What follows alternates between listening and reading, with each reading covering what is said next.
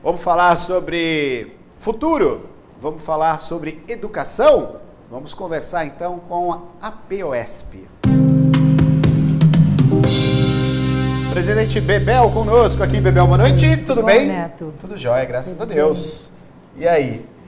Estamos no ano iniciando. Eu tive o prazer de conversar aqui com o Fábio também, aqui durante a semana retrasada, nós estivemos juntos aqui conversando. Bebel, são muitas conquistas por parte da POSP, mas muito tem que se lutar ainda, por direitos dos nossos professores. O ano passado, eu acho que foi indubitavelmente foi um ano muito pesado de lutas. Esse ano de 2018 nós vamos ter eventos muito importantes para o país. Vai ter a Copa, Ninguém vai deixar de ter a Copa. Não a Copa como. vai acontecer. Vai acontecer. Espero que não tenha mais o tal dos 7-0 que inventou. 7-0 não dá mais, né, Bebel? Nós vamos ter que reverter isso. Como vamos ter que reverter a situação política desse país. Aham. Porque teremos eleições. Eleições também. Para todos os cargos, desde deputados estaduais até o presidente da República. Então, eu acho que nós vamos ter oportunidade de colocar o Brasil no rumo certo. No rumo certo, Eu tive a oportunidade, Bebel, antes da gente entrar realmente nas ações da POSP em si, eu entrevistei um candidato aqui, a deputado e a candidata ao Senado representando a América do Sul na Itália. Tive o prazer de conversar com eles aqui, Eles vieram, nós fizemos um programa aqui conversando com eles. E foi destacado ali que ele falou assim, olha, o Brasil vive hoje o que a Itália viveu em 92. E é estranho isso, ao mesmo tempo, nos dá um ponto de vista, porque a Itália é um país antigo, é um país, já passou por tanta coisa, e o Brasil, relativamente, ele é novo. Mas essa corrida com essa transformação na política, Bebel, isso é favorável a nós? Ou a gente ainda estamos engatinhando na política, temos que aprender muito aí com os países da Europa, enfim, até mesmo com países da América do Norte? Acho que o Brasil tem que aprender com o Brasil. Com o Brasil. Porque nós temos uma cultura, nós temos uma identidade, nós temos uma formação social muito diferente, O nosso processo, ele não é um processo, por exemplo, de civilizações, não, Portugal veio para cá, enfim, foi de outra forma. Então, isso tem impacto, na forma de como se organizou o Brasil, como república. E, é claro, a democracia, ela é uma conquista nossa, na Constituição de 88, porque até o ano de 89 nós não votávamos para presidente da República, 20 anos, até aquele momento. O povo tem consciência disso, da importância que é a gente ter o voto, de ter a cédula de eleitoral e ter a oportunidade de votar e escolher quem vai estar à frente? O povo tem essa consciência, Bebel? Olha, eu acho assim, eu não trabalho muito assim como medir a consciência do povo. Eu acho que na prática ele vai sentindo, a população vai sentindo que ela é importante na decisão de quem ela põe para governar, Isso acho que fica inquestionável. Por isso que a democracia, ela nunca é dada de antemão, ela é processo. Por exemplo, nós podemos questionar, teve a questão referente ao processo da ditadura, depois elegemos o Collor, aí teve impeachment do Collor, aí elegemos o Fernando Henrique Cardoso, também elegemos o primeiro trabalhador, o primeiro chão da fábrica, por assim dizer, como presidente da República. Considero que deu certo, Pois elegemos nós quebramos 2 paradigmas. Um, de mostrar que um pobre pode chegar à presidência da República e uma mulher também pode governar, Mas tivemos aí uma ruptura, legislativa, aliás, institucional, pela questão institucional, que foi o impeachment da presidenta Dilma. Hoje muito questionável. Foi justo? Não foi? Eu não achei justo, eu achei que foi golpe. Mas tenho respeito, pleno direito de quem acha que não foi golpe. Eu acho, para mim foi, porque se falou em, como é que eu diria, que ela havia cometido improbidade administrativa, mas não se tirou os direitos políticos dela, não foram capazes eticamente de tirar os direitos políticos dela, tanto que ela está aí tranquilamente para sair candidata a alguma coisa e será eleita com certeza, porque, enfim, comparado, né, se compararmos, eu me refiro às classes menos favorecidas, aos pobres, aqueles que vão para o supermercado, que têm filhos nas escolas públicas, precisam de escolas e tal, não há dúvida, o governo dela era um governo mais aberto, né, de inclusão. Atualmente nós perdemos investimentos na saúde com a PEC dos tetos, na educação, né? Nós temos aí fala-se que a inflação está, eu quero que me mostre no mercado, que a inflação está 1%, 2%, né? Não, está 2 e alguma coisa, né? Que os alimentos teve queda, mas ninguém sente isso. Então, quer dizer, o povo vai mostrar isso agora, né? Nos próximos períodos. E a educação foi a que mais sofreu, viu, Neto?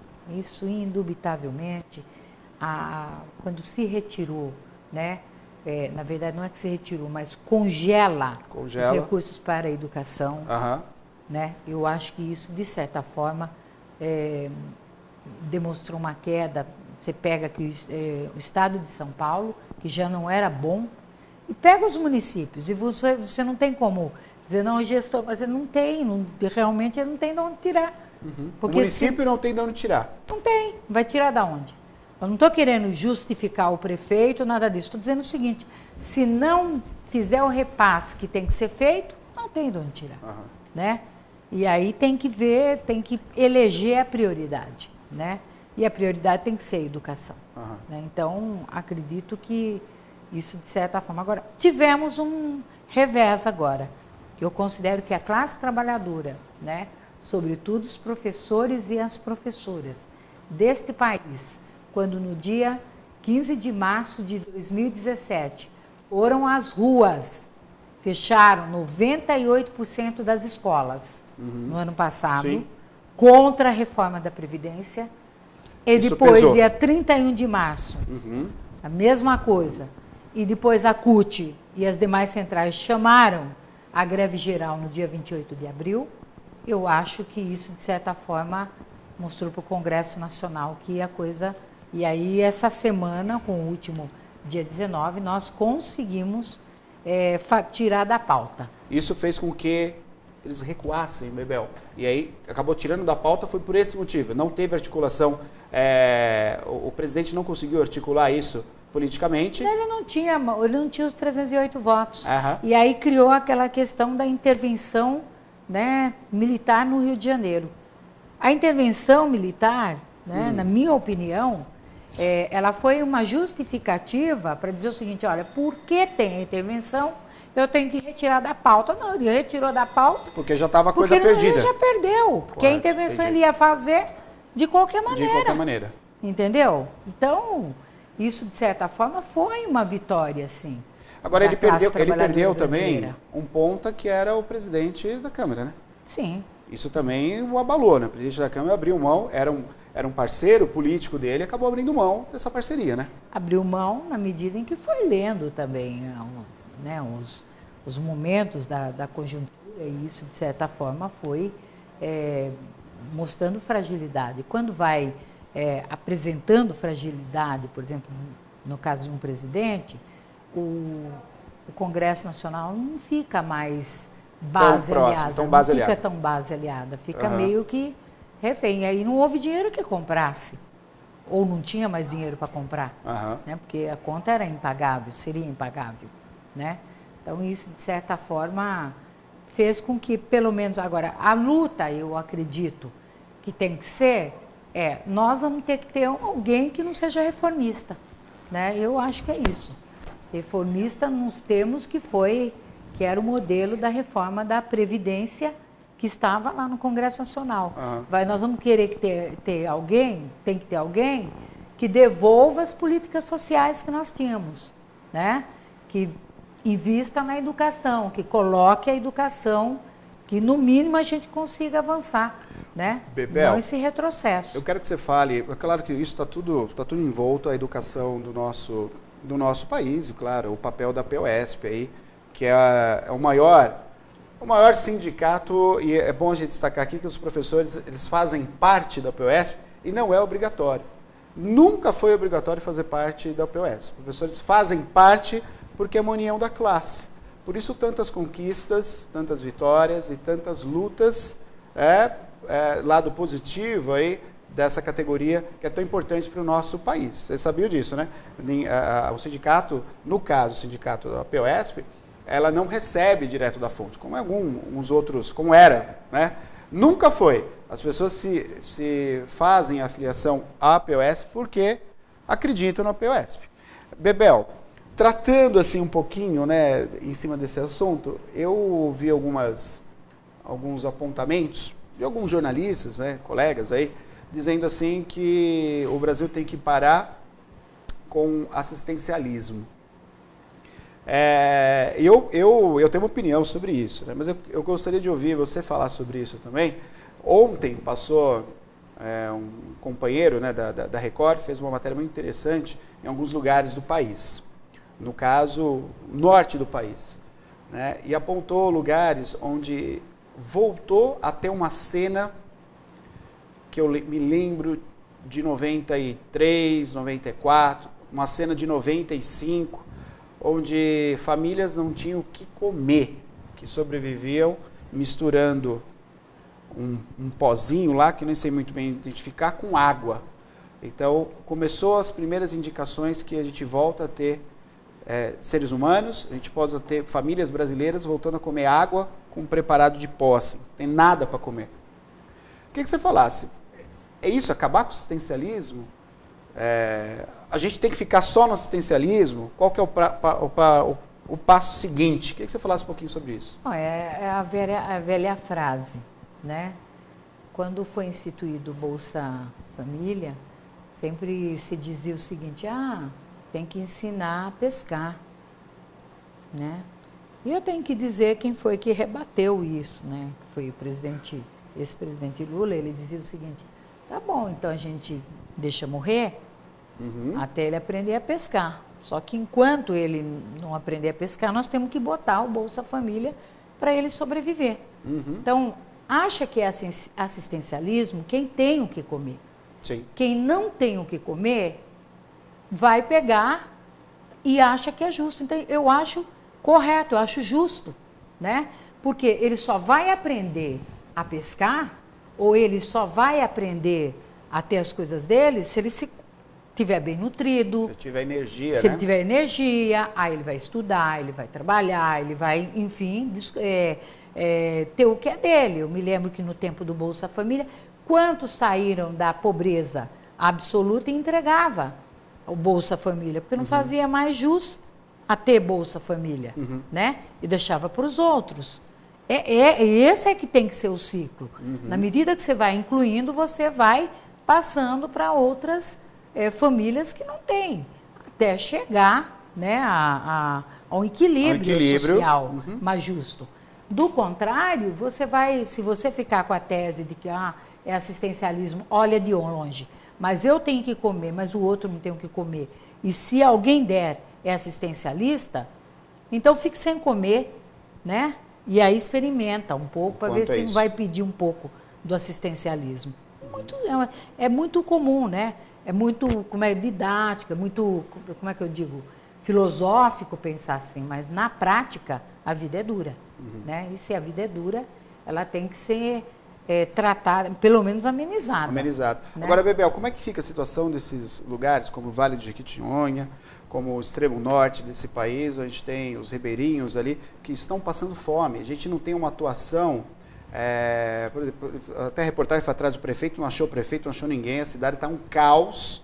Se o repasse está arrochado para cidades como nossa cidade, outras aqui do estado de São Paulo, como é que fica essas cidades lá em cima? Pois é. Como administra isso? Eu acho que nós estamos voltando num período que é o seguinte, sempre a região, eu pego o sul, o sudeste, mais São Paulo, ela foi assim, um ancoradouro de partes do país, nordeste, norte, né, que vinham para cá para fazer a vida, né? Nós experimentamos 12, 13 anos do contrário, de desenvolvimento regional, norte, nordeste, para segurar, não é prender, porque se também se quisesse vir, viria. Claro. Mas dá oportunidade lá. Dá oportunidade porque lá. Porque vir de lá para cá, Bebel, você deixa a sua família, você deixa seus amigos, você deixa a sua terra, isso dói. Não, isso é ruim, cria né? também uma como é que eu falo, uma sociedade local, né? Uma sociedade local muito maior. Aí você começa a ter disparidade regional. Desta forma, não. Então, parou, eu acho que o que a gente está assistindo é a parada do desenvolvimento. Primeiro, do capital nacional e da nossa soberania. Do investimento no mercado nacional. Porque nós temos riqueza, Neto. Nós temos, acho que, o que qualquer outro país do mundo sonha. Minerais, as questões da mata, a própria agricultura. Nós temos. Agora tem que ter investimento, não tem jeito, né? Você tem que investir na questão da família, daquele projeto lá da agricultura familiar, tá certo? Todas essas coisas tem que ter. Agora, se não se fizer isto, o que vai acontecer é que vai começar as pessoas saindo de um canto do país para vir, para ganhar vida. Pela oportunidade. E falar assim, eu vou voltar, mas depois acaba não voltando, porque lá vai ficando cada vez pior. Sim. Então, nós temos que pensar nisso. Pensar num perfil, né, que vai ter esse desenvolvimento de forma nacional, com olhar preciso para esses estados do país. Por exemplo, quando você pega as margens do Rio Francisco, lá no Nordeste, por exemplo, foi muito criticado aquela questão, mas tem água, né? E agora, como é que faz? Agora precisa desenvolver. O povo tem que ficar lá para poder plantar, colher, para poder, enfim, ajudar a crescer a riqueza nacional. Então, isso é, indubitavelmente, muito importante, né? Parece que é uma coisa só de outros para entender, mas é simples entender isso. É só você ver os venezuelanos vindo para o Brasil, né? Mesma coisa, se você vir isto e da forma como está, quer dizer, vai chegar um momento que estoura. Então, peraí, aí eu vou culpar a Venezuela? Não, tem que entender o que está acontecendo. O que está acontecendo lá, né? Eu tenho que entender primeiro o que está acontecendo. Porque a vinda deles e muitos a pé. Muitos vindo a pé, caminhando 800 quilômetros, coisa absurda, quer dizer, uma pessoa para sair, deixar para trás parte da família e andar 400, 500, 600, até 800 quilômetros a pé, a situação está muito ruim. Não é uma questão só de, vou no Brasil, não é só isso, é uma questão mais profunda. Porque você não deixa o lugar, né? A Venezuela, ela passa por um período que ela não é tão diferente, é um período de disputa de soberania nacional, é a PDVSA lá. PDVSA lá. Que é a Petrobras brasileira. Eles estão, a gente sabe que tem uma disputa por isso aí. Então está complicado, foi o que aconteceu com o Brasil e a Petrobras, né? Se você me perguntar se eu acho que tinha que ter investigações, sim, eu acho que tinha que ter, mas não tinha que paralisar as obras da Petrobras. Parou tudo, né? Parou tudo, nós teríamos crescido muito Porto mais. Ali do Espírito Santo parado, gerava muito emprego, economia local, muitas pessoas parou também. E o preço disso, quem está pagando? O povo brasileiro. Isso porque congelou tudo, né? Quer dizer, tudo que supostamente que teria de investimento foi congelado, quer dizer, parou tudo, parou de gerar emprego e parou o país de crescer. Tem participação? Estamos ao vivo aqui com a Bebel, presidente da POSP. Diga, Maria. Tem sim, olha, a Maria Cláudia, lá do bairro Nova Piracicaba, Bebel, ela tá gostando do assunto, viu? Ela tá dando boa noite, queridos, parabéns por falarem sobre educação. Temos que trazer para o cotidiano das pessoas a importância desse tema, né? Deve estar em pauta sempre. Parabéns pela reportagem. Nossa amiga lá do Nova Piracicaba. E eu acho que é isso mesmo, né, Bebel? Quanto mais se falar de educação, né, a gente vai ter ela no nosso dia a dia como primordial, assim como nossa saúde, como nossa alimentação, né? E o importante é que a educação, ela não pode estar desfocada, ela está focada em tudo. Ela é a basilar. Sim. Né? Se ela tem que estruturar, não pode, independente de qualquer coisa, nós somos educadores e o Brasil anda assim. Não, o Brasil anda assim, eu sou educadora. Sim. E eu quero entender o que é que está acontecendo. Por isso nós somos professores, né? Sim. Bebel, vamos falar então agora, né, nesses meses, os projetos aí, o andamento com a POSP, né? O que tem na previsão?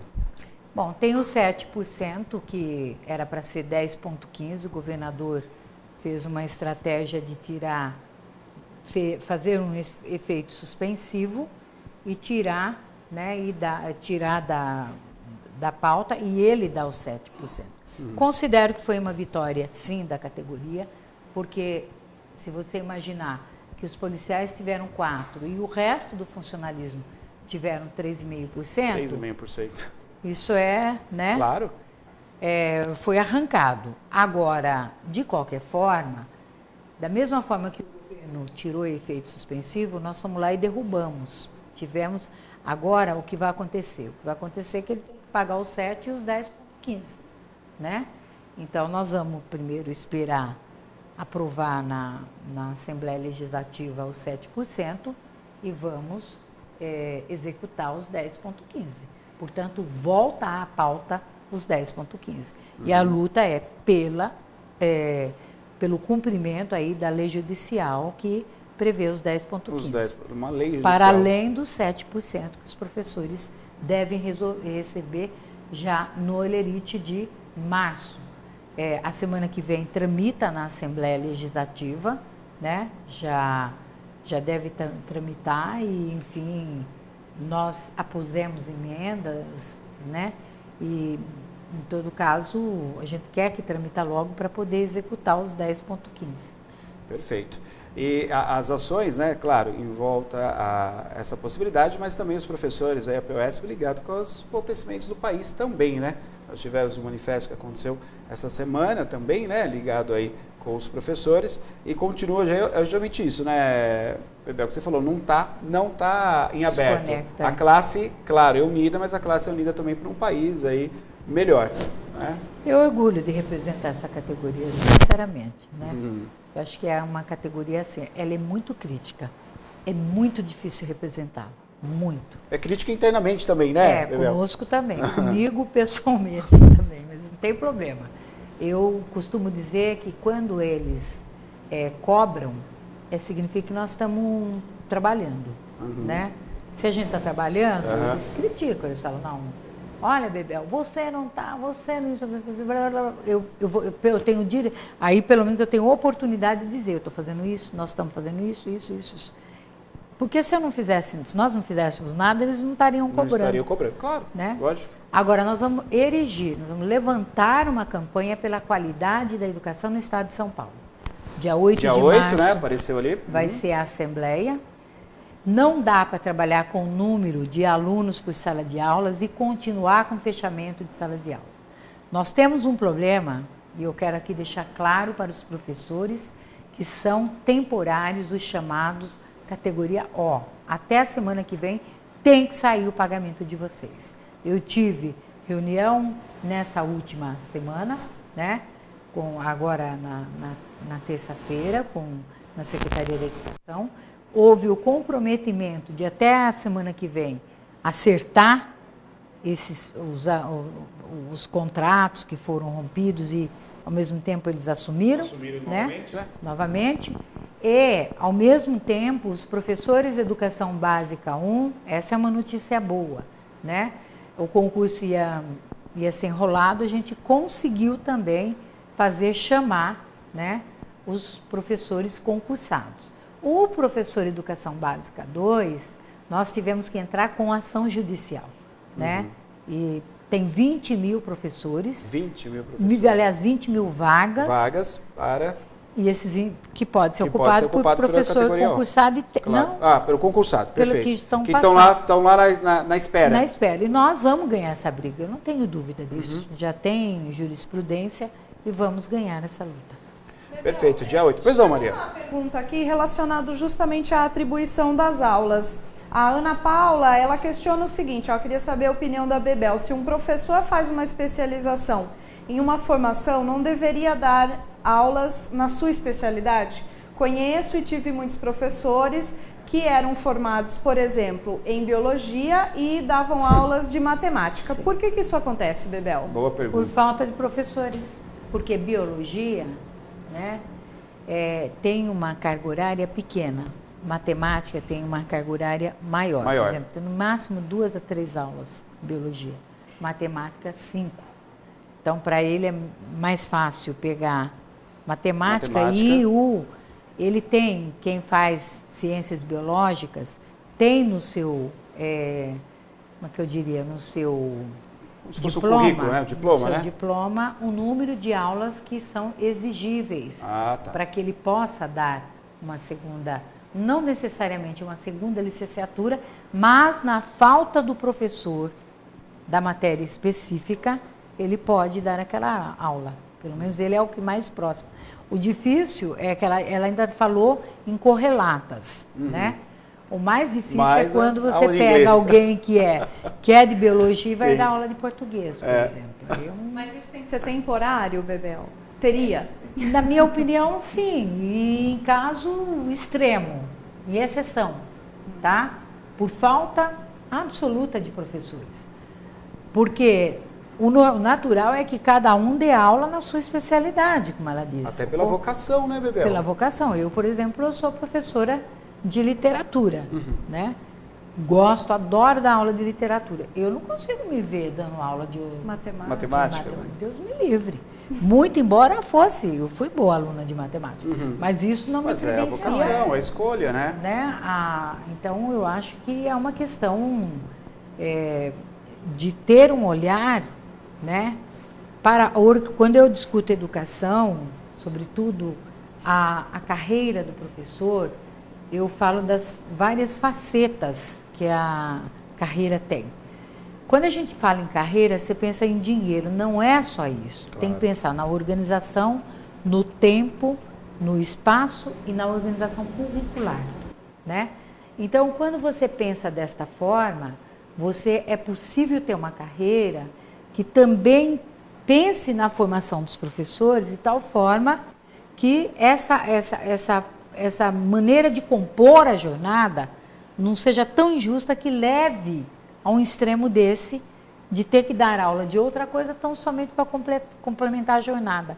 Quando a questão é de projeto político-pedagógico, é como nós queremos ensinar. Nós queremos ensinar nossos alunos. Nós não queremos só, entendeu? Nós queremos que nossos alunos...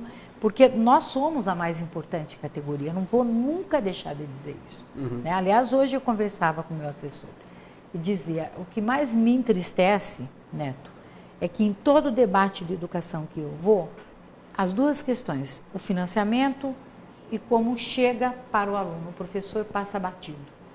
Como se... Você está entendendo? É uma coisa assim, não, vocês têm que fazer mesmo. Não é assim. Ou vai ter um olhar, né, mais criterioso, mais cuidadoso para com os professores, ou esta categoria vai deixar de querer ser esta categoria. Tá? Então, eu estou na luta permanente, né, com as pessoas que ficam falando de educação, fala do financiamento e dos alunos. E os professores? E nós, que somos hoje, que andamos com marmita. Pergunta para os professores se eles vão em restaurante gastar os 12, porque era R$8, pulou para 12 agora o ticket dele. Se receber, pergunta se eles vão. Ou eles têm que levar a marmita para a escola, porque sequer ele vai ter tempo de ir para restaurante. Porque a forma como ele pega a aula é atropelada. Então, é uma vida muito difícil. É tão difícil como, não é um boia fria, é um boia fria. Só que dentro de uma sala de aula. É isto. Essa é a vida do professor. Ou as pessoas se sensibilizam e dão apoio profissional para esse profissional, ou a sociedade está aí fadada a ver um quadro triste, que é o quadro da saída do professor dessa área, da educação, que é a mais importante, na minha opinião, sabe?